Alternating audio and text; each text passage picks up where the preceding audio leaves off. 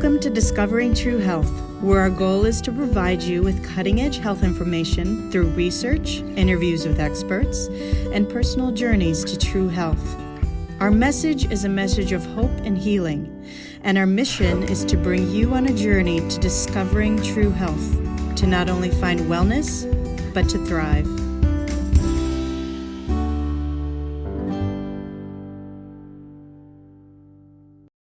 Hello and welcome to Discovering True Health, your weekly deep dive into health and wellness. Thank you so much for joining us today. Don't forget to hit the subscribe button to stay up to date on all our upcoming shows. You can also check out additional information on our website, Instagram, or Facebook. All those links are below.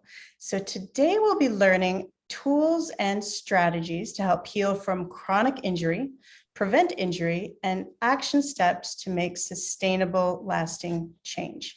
So I have on with me today, Cory Jung. He's founder and owner of Upright Movement, where he works with his clients on human performance optimization, working with them to feel, move, and perform better.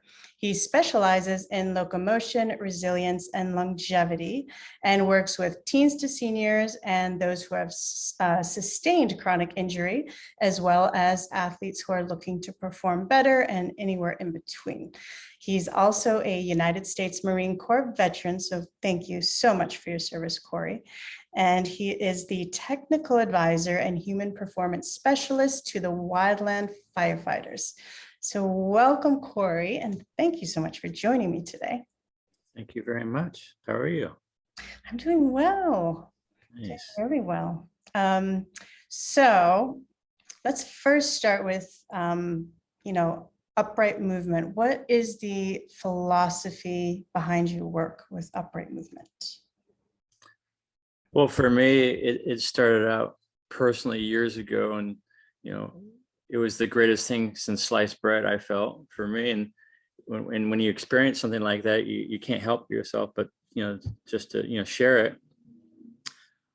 For me, I would describe it as a hero. It's a means of experiencing the hero's journey through movement, through health.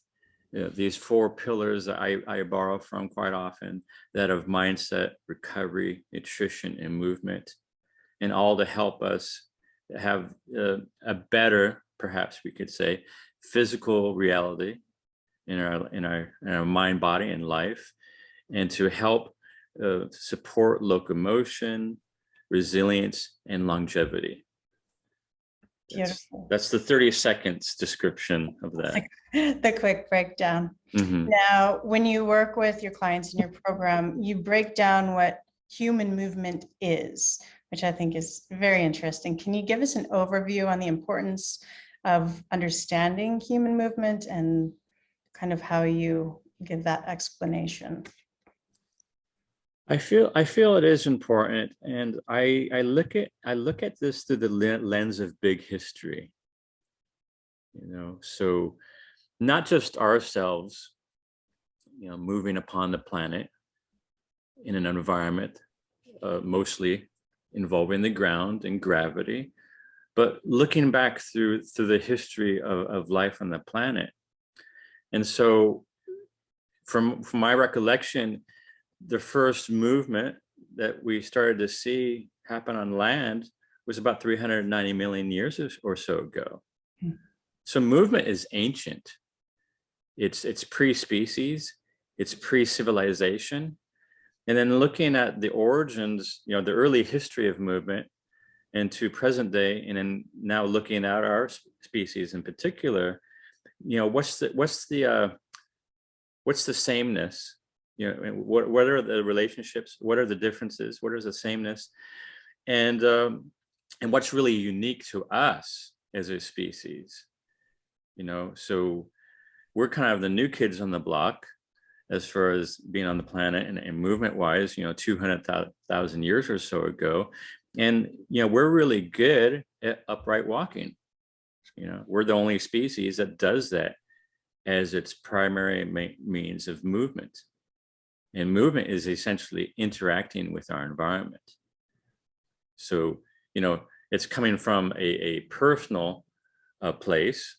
So you're having a relationship with yourself, and you're interacting within your environment, and perhaps with others as well, and the world as a whole. And so it's fascinating, right? And I'm looking at it from this, it's multi-layered. And so we're very specialized at walking. And what are the things that helped us to first develop walking, our ability, our skill of walking, seen primarily within the first year of life.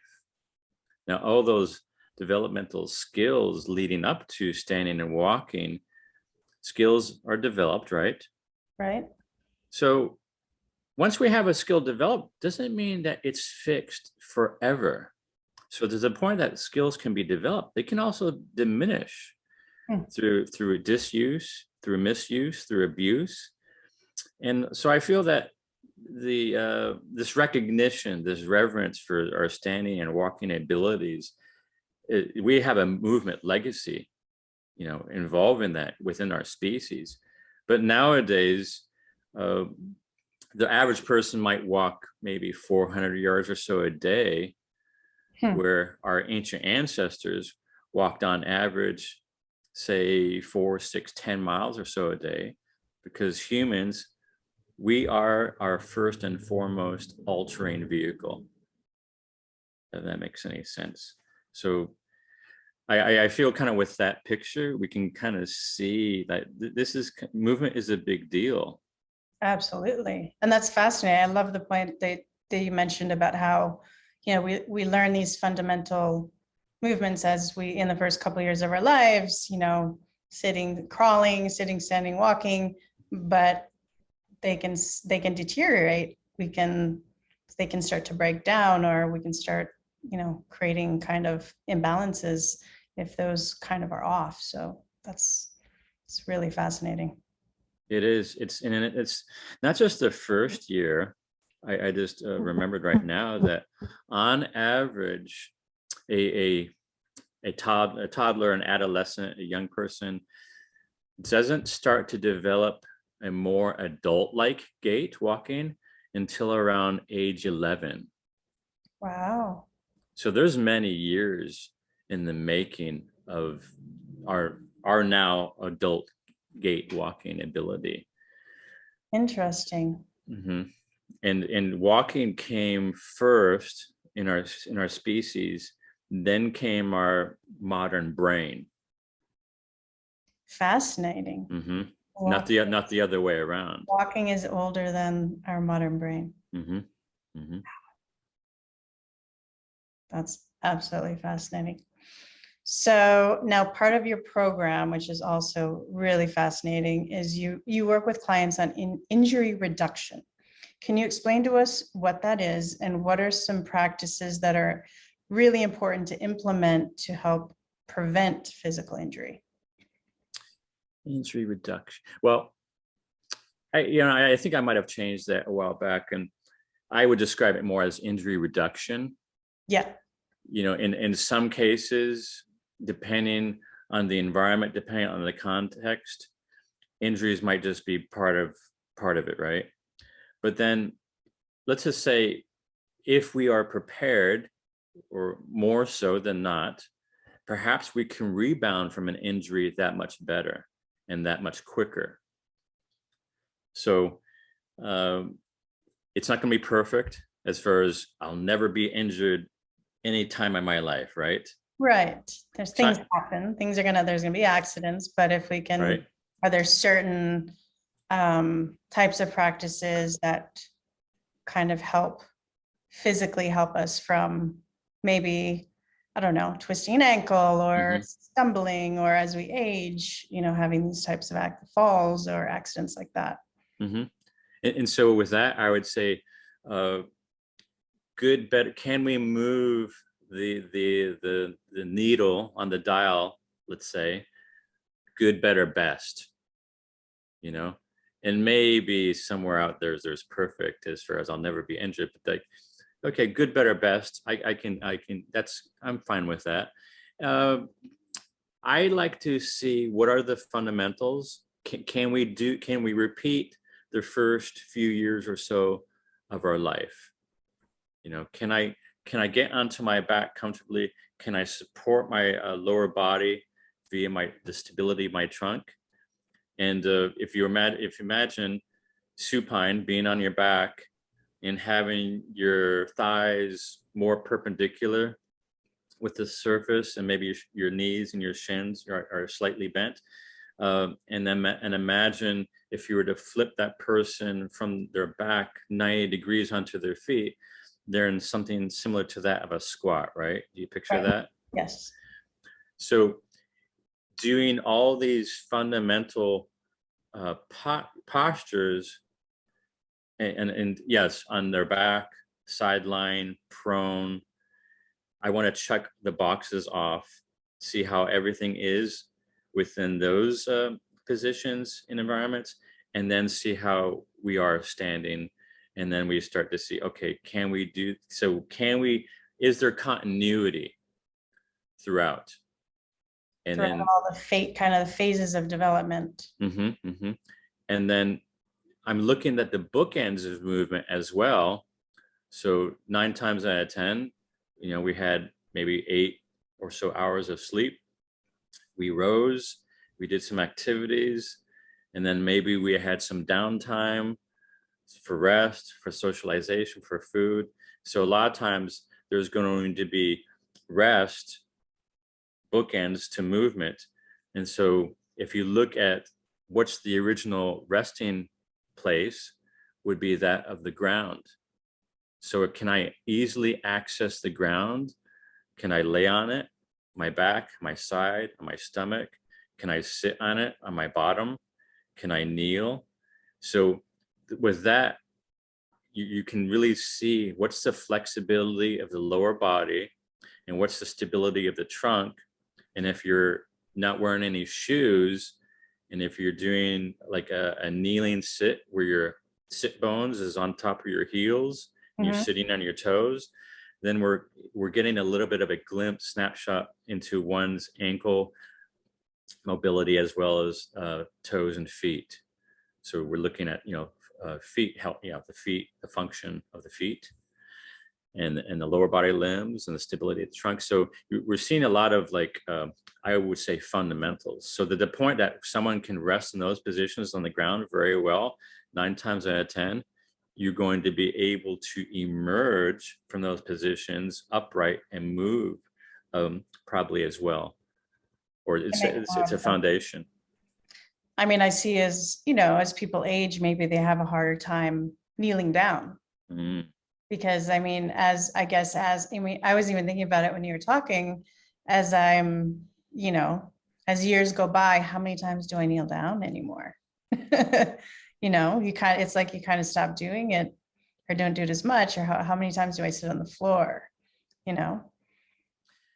You bring something that once again reminds me that if you look at the early development of all humans, our ability to squat and stand literally emerged from the ground on up. So if you look at the conventional exercise squat, right, you see someone standing, walking up to the bar, the squat rack, and then they descend. Right. So, developmental humans, and then these rest postures, and getting down and getting back up, like you said. And then I don't know if you're familiar with the sit rising test. No. So the sit rising test was developed by a doctor out of Brazil, and I forget his name, but he was working with seniors. And if you're familiar with the stress test, the stress cardiac test, I have heard of it. Yeah. So a lot of times that requires the equipment, the space, and more personnel. I feel maybe 2-3 people to run the test to see what's one's ability to tolerate stress from a cardiorespiratory perspective, and their ability to recover, because I guess there's some parallels as far as one's resistance to all forms of morbidity. So in Brazil, he felt that the low-hanging fruit, the low tech, high touch version of that was just observing people 70 or so on up, how's their ability to go onto the ground. So he has them cross their legs, their feet, Okay. and then he has them sit onto their bottoms, but without any use of their hands. Hmm. And then he has them stand back up with no use of their hands. And then he has them cross their legs and feet the other way. And he wants to see left and right comparison. Ah. And so if you have a little bit of a wobble, I think that's a 0.5 point deduction for each point of contact that you need for assistance going down or coming back up, whether that's a hand, whether that's an extra knee or something, that would be a point each. And so it's a scale of 10 left and right. And then I feel, if I remember right, he would like people to score at least 7, a minimum of 7. And then they're at less they're at less risk of all causes of morbidity. I feel maybe within 5 years or so. Wow. The sit rising test. That's the name of it. I haven't heard of that. And I'm just trying, I'm like thinking, I'm picturing it in my mind. I'm like, I wonder if I could do that. That sounds difficult. And I guess it also show like any muscle imbalances you would have too with changing the crisscross of your legs as well. Right. Wow. And mobility and stability. I mean, so all the skills of movement, they're named biomotor skills. So strength, flexibility, stability, power, agility, speed, endurance. There's a good handful or more of those. I'd like to have a good balance of them. Right. And yeah, you work with your clients on those core. Now, what are some practices that, as we age, what are some important movements, around this conversation that are good to practice so we don't lose that mobility as we age and time goes by? Well, I would say look at your feet and your toes and your ankles. Spend some time and attention. So here you might find this interesting as well. So 25% or so of the skeletal system is from the knees on down. And so the majority from the knees on down is your ankle and foot. So about 26 bones, 33 joints, and 100 muscles or so. Wow. So imagine having good, healthy function from the knee on down, especially ankles, feet, and toes. And so if everyone is attending the party, let's say, things are working out well, right? If you have a number of those 26 bones, 33 joints who aren't attending the party, then this force that we're having to manage as far as our body weight, right, on the surface of the ground and gravity, something within the chain, like your next door neighbor is going to have to help out. Then it's going to be the knee, it's going to be the hip, it might be the low back. Right, it's going to be a compensation. Yes. I'm sorry. Yeah. So foot health, ankle health, toes, important. Make sure that we have good range. I don't know if you can see my hand, but like, yeah. Can I have my toes flex approximately 70 to 90 degrees or so? To where when I'm sitting on my toes, or like I'm in that kneeling position on the ground where my bottom's sitting on the tops of my heels. I actually want to sit on my feet and not so much my tiptoes. Does that make sense? So when you're sitting on the ground.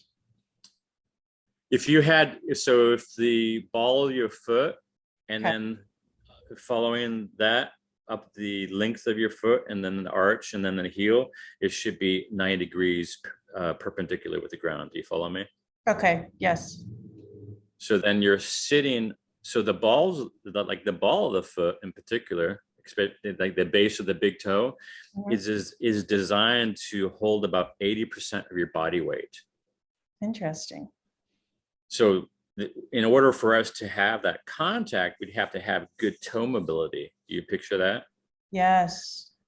So caring for the toes, feet, and ankles. And actually the flexibility of your feet is vital. Yes, yes. And so toe spreaders, like, so if we don't have that happening within our feet, and maybe we have some crossing over of the big toe in particular, like a bunion, Mhm. really try as best as you can to help restore healthy range. Toe spreaders can be helpful, spending time barefoot. Um, What do toe, toe spreaders do? I've seen them on your videos. What are their functions for the foot? How do they help? they're helping to create more of a spread Okay. of each digit. And so we're helping to restore the shape of the foot. So because a lot of modern footwear in particular, Especially especially, when. yes, so especially, yeah, the dress wear. And so speaking of the foot, so we have the crowding of the forefoot and the toes. Mhm. So functionally, health, fitness wise, that's not ideal, Right. right? And And as then we age, as we age, that can cause a lot of problems with our foot health. right. So, and especially if we've gotten accustomed to wearing heels, Mhm. and we've gotten accustomed to walking more on our forefoot and toes rather than the full foot, heel to toe, in some ways we're going backwards as far as our species goes. Because our species, like some other species, uh, the way we walk and make contact with the earth, it's called plantigrade. Okay. So the whole contact heel to toe. Now, species who don't do that, like they walk more on their toes and Right. less on their heels. Like That's, wearing high heels. yeah, that is called digitigrade. And then when we do that, so we're altering the length tension relationship within the muscles of our lower leg, especially our calf and Achilles. And then we're shifting our center of mass forward, and we're probably also changing the angles of our pelvis as well as our lumbar. So it just goes up the chain. So, health, biomechanic, fitness, longevity wise, it's not ideal. Yes, there's a time and a place. I mean, you don't have to throw everything out, but the poison's in the dose. The poison's in the dose. Right. Right. So at least if you're going to wear heels, take the time to also, kind of balance it with stretching your feet and walking barefoot and maybe using the toe splays and some different. Toe socks, toe surface, yeah, different surfaces, different shapes. And so, I mean, there's many other things we could go into, but I feel that the feet are a big rock. And I feel that they're kind of probably low hanging fruit for a lot of people too, to start somewhere. Oh, absolutely. And I feel like, it's fascinating, you bring up the feet because we don't really think, how foot health is going to affect, I remember a friend of mine just a couple of days ago, she sprained her ankle and she was telling me she was walking around in flip-flops and it's like, oh yeah, I sprained it. I'm like, you better, really, that's your foot.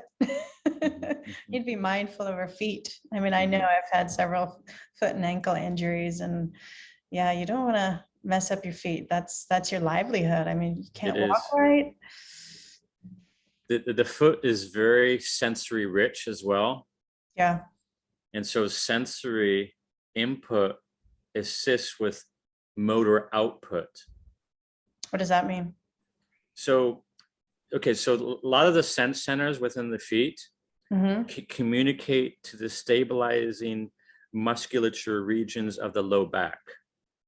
Oh, Mm-hmm. So it's all one body, it's all one piece. right. There's just various aspects, right? Yeah. And so I mentioned, sensory motor. So within the brain, right? The mid center or so is called the sensory motor cortex. Does that ring a bell? Possibly. Yeah, you might have heard it there, here and there, but you hear it described and said as such, sensory motor cortex, right? You don't hear it the other way around. You don't hear it being motor sensory. So having a sense of ourself, and then ourself within space and our environment, and that helps to guide our movement. So imagine if you couldn't feel, you couldn't see, you couldn't hear, you couldn't smell, right? Yeah. Imagine No senses. imagine how you would feel in your body and how you would then move. Yeah. Yeah. Make a big difference. So, our ability to feel from our feet on up is another big piece to this, vast puzzle. And this is just one puzzle piece, by the way. Yeah, absolutely. It's one of the pieces. There's only enough time in the day. But start somewhere, and and Yes. just be consistent. Be consistent. Absolutely. And the feet is, I mean, that's your foundation. That's where you connect with the earth. So it's a good place to start. Now you work with clients as well who were previously paralyzed and came to you with minimal mobility. And what's your approach with working with someone who's sustained that level of physical injury? And what are important components that go into getting them back into a good level of mobility? Right.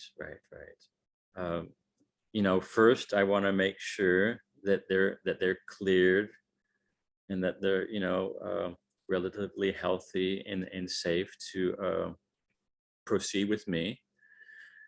So a lot of times this is after they've been discharged from from the hospital and from physical therapy, right? And so it's pretty significant. I mean, you mentioned paralysis, or partially paralyzed. And everybody who I've worked with who has that, there was trauma, right? There was some event, there was some physical trauma, but I imagine and probably a lot of listeners know that we as humans, we're multitudes. So it's not just physical trauma, right? There's the mental, the emotional, perhaps spiritual. And so there's a lot of stuff going on. And so I say, yeah, I want to, establish some good communication and relationship and trust, because this is a big journey then that we're on together, and that I'm a guide, right? Let's just say I'm one of the characters on, you think of the story, The Wizard of Oz, right? I'm just one of the people on the yellow brick road. Love that. And this is your journey. And this is also something that you can self-author. So you can, how do you want this story to be for yourself, right? Yes. And so I really like to at least highlight that in the beginning, in the communication, in the relationship that we're establishing, and then go from there. So yeah, it's the mindset. It's the mindset, and seeing that this is going to be a process. This is going to be a journey. That there's going to be highs. There's going to be lows.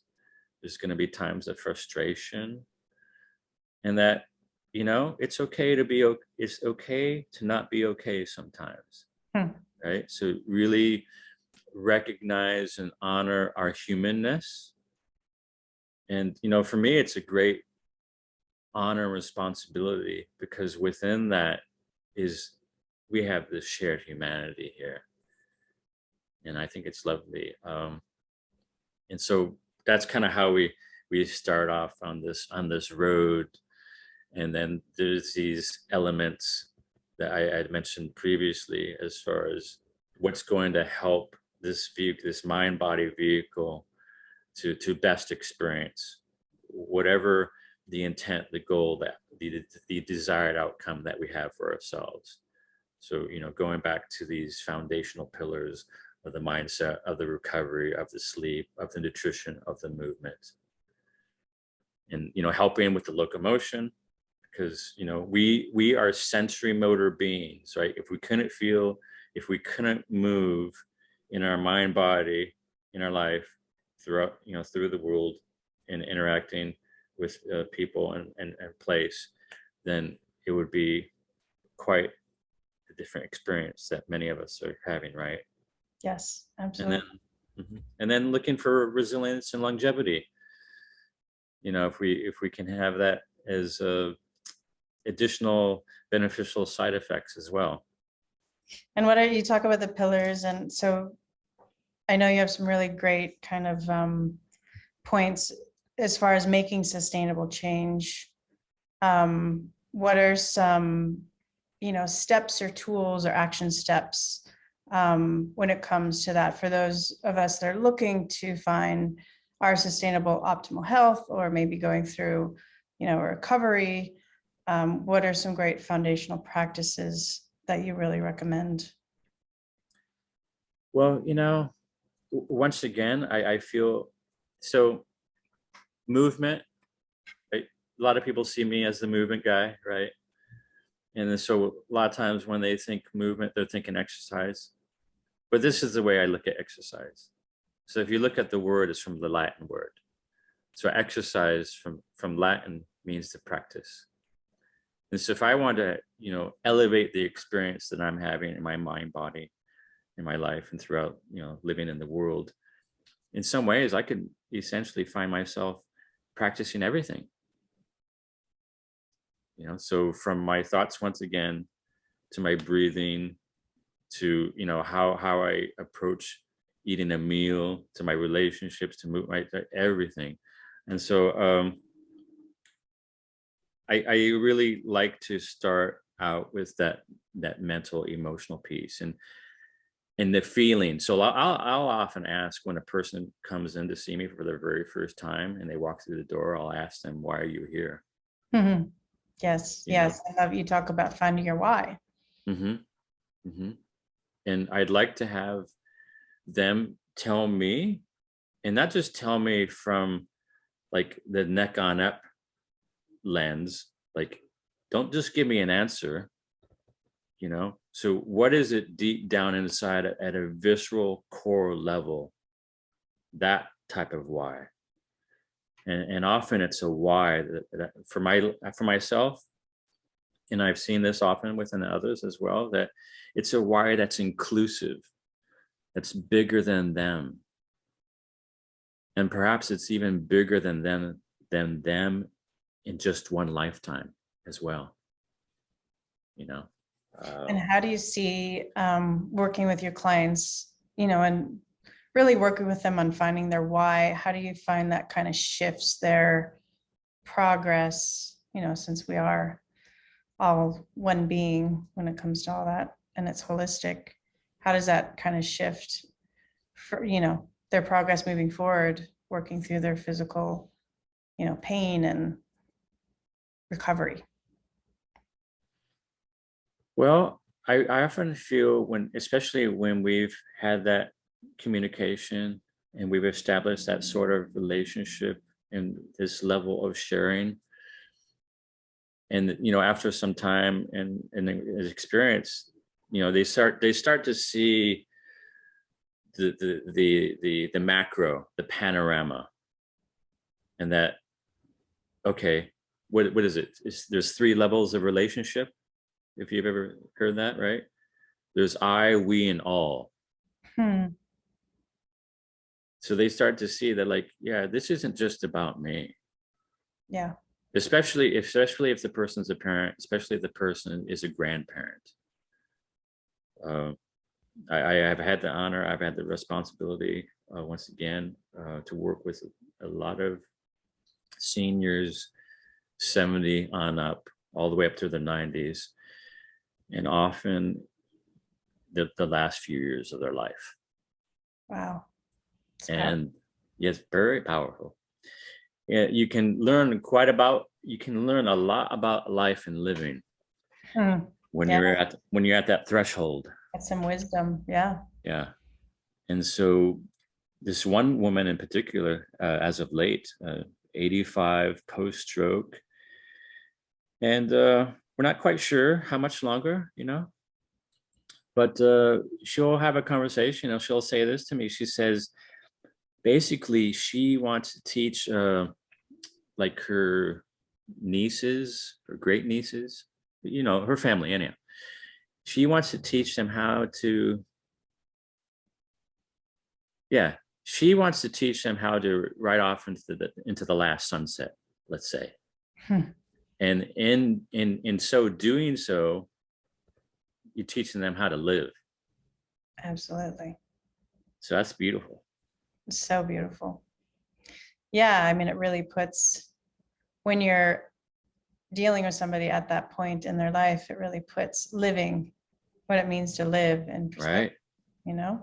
Yeah. This is a short time here. It's a gift. It's a gift. Absolutely. Yeah, it absolutely is. Now we can contact you on your website, uprightmovement.com. Is that the best way for us all to get in touch with you? That and my other social media, I know the Instagram, there's a messaging, and Facebook has a messaging aspect. I'm on YouTube as well. Wonderful. So I'll post a link to all your social and your website below. Now, can you walk us a bit through your process or what your process is if myself or someone listening would like to work with you? And also, we talked about this before the show, but you're located in California. So would we need to be in your area, or do you do virtual sessions? How is that working?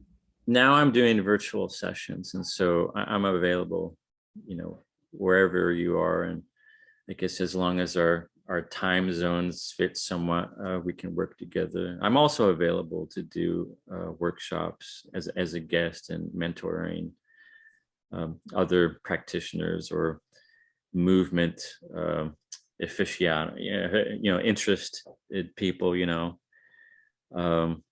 you can message me. You can email me. I have my phone number there as well. And can you tell that you work with the Wildland Firefighters? Can you tell us a bit about your work with them? Yes, it's the U.S. Forest Service Wildland Firefighters, and I've been working with them since the fall of 2016. And so they work. I don't. Are you located in the Southwest? I am now in Scottsdale, Arizona. Okay. I fled from California. Okay. So you might be well familiar with, that's fire country, right? Yes, there's definitely a lot of that going on here as well. Mm-hmm. So a lot of wildland fires, I'd say most of them west of the Rockies, and the season is being extended an easy 2 months or so. Really? Past the normal fire season of 10 or so years or so ago. So, climate change is a real thing. And then we have a lot of, development out towards, the more, closer to nature environments.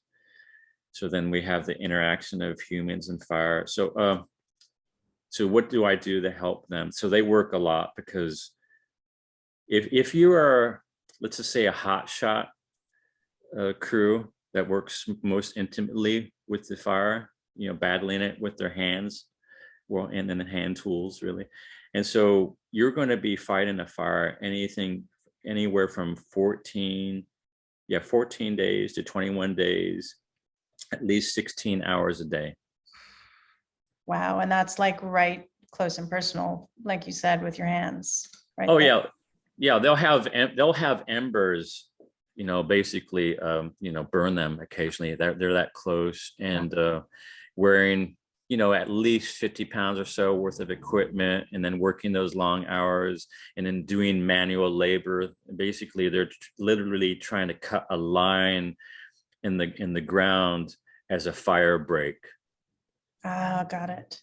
And so 16 to 24 hours doing that for 2 to 3 weeks. And then they're doing that at least 6 months, more or less, nonstop.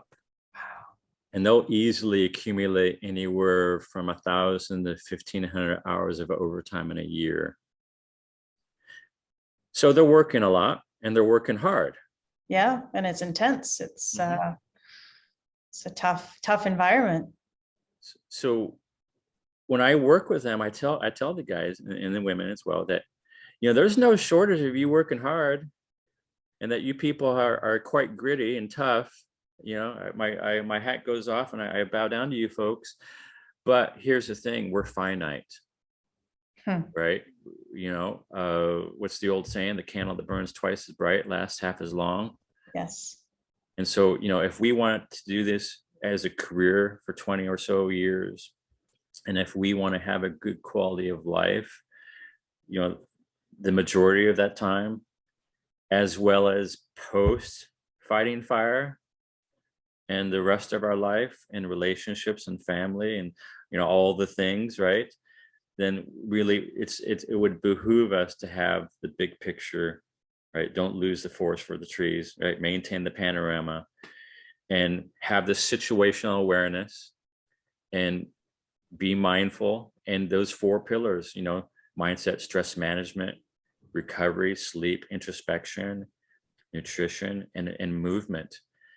And I'm a big proponent, especially that populace, because they are prone, as well as many other first responder, members.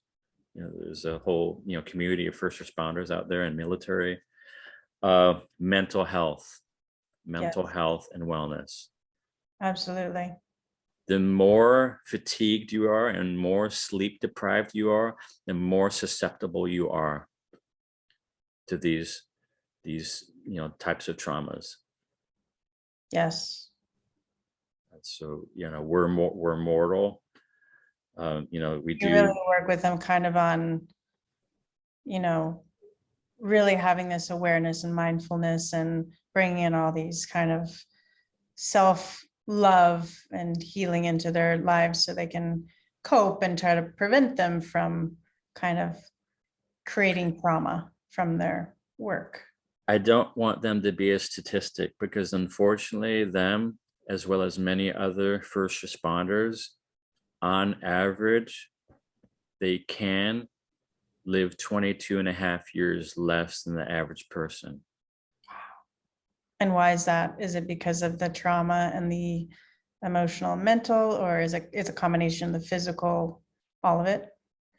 I would say yes. It's this so imagine you have a bucket, and let's just say that bucket is named stress. And so you have 1,000 plus some odd hours of overtime. You have 24 hours of nonstop work. You're in an environment at a conscious level, at a primordial level. Your nervous system and probably every cell in your human body is probably telling you, what the hell are you doing? You're going into a burning forest. Us as humans, we don't fight any other natural disaster that I'm aware of. Do we fight earthquakes? No. Do we fight tornadoes, tsunamis, hurricanes? No, but we'll fight a wildland fire, won't we? Yeah, and that's a great point, because I'm sure their fight or flight is constantly just kicked in, and they're just in that state for extended periods. I mean, really extended periods. Yeah. They're hiking into a burning forest, and at the same time, you'll have bears running the opposite direction. Literally. Wow. So it's kind of crazy. Yeah. I mean, it's a special bunch of people, though. So really, I mean, they're the heroes. Absolutely. Real heroes. And so I really want them to see the big picture and to love and care for themselves as much as they love and care for the land and the people that they serve. Absolutely. It's having that balance and self-love, not just giving and burning, like you said, burning the candle out at both ends. Yeah. Yeah. That's amazing. Well, thank you so much for talking with me today and sharing your knowledge and your wisdom. Before we wrap it up, do you have any final words of wisdom for those of us that are on our hero's journey, or as we said earlier, on our yellow brick road? Well, this is what I would say, and it's not my words of wisdom, but it's something that really speaks to me. It's kind of a guide stone of sorts. And maybe some of us have heard this. So I'll just read this quote Beautiful. for you. And so, love your life, perfect your life, beautify all things in your life. Seek to make your life long and its purpose in the service of your people. That's Chief Tecumseh. Amazing words to live by. Absolutely. Well, thank you so much. Thank you, Christy.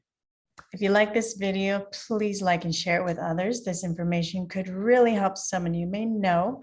And also hit that subscribe button to be sure you don't miss out on our future shows. And remember, knowledge is power. The more you understand about your body, the better you're able to stay healthy and prevent disease. And a reminder, I'm not your doctor, so don't take this as medical advice. If you have questions about your healthcare, feel free to reach out to your practitioner, and stay tuned for the next episode of Discovering True Health.